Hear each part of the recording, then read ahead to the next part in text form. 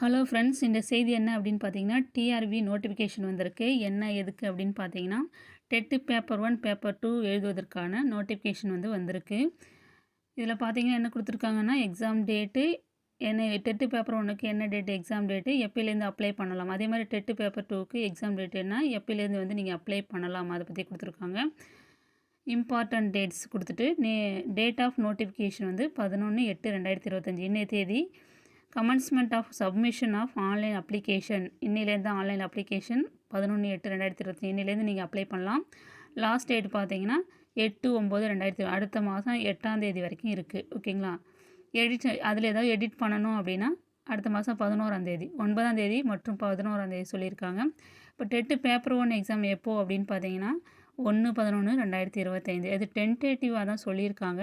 இது கட்டாயம் அந்த தேதியில் தான் வருமானு கிடையாது, தள்ளி கூட போக வாய்ப்பு இருக்குது. அது 1/11/2025 டெட்டு பேப்பர் 1 காலையில்.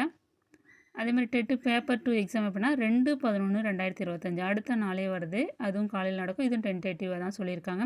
இது பற்றி மேலும் விவரங்கள் உங்களுக்கு தெரியணும் அப்படின்னா டிஆர்பி வெப்சைட்டில் தொடர்பு கொள்ளுங்கள்.